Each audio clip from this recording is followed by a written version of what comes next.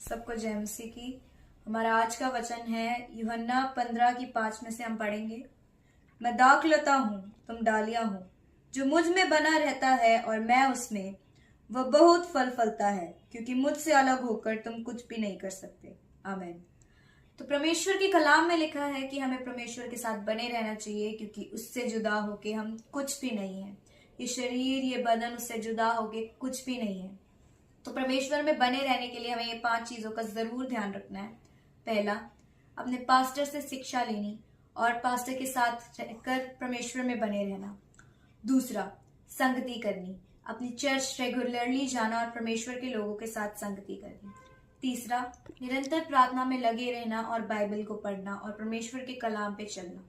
चौथा, रोटी तोड़नी और प्रभु भोज में हिस्सा लेना। और पांचवा और सबसे जरूरी काम, अपना दशमांश परमेश्वर के घराने में लाना। सबको जय मसीह की।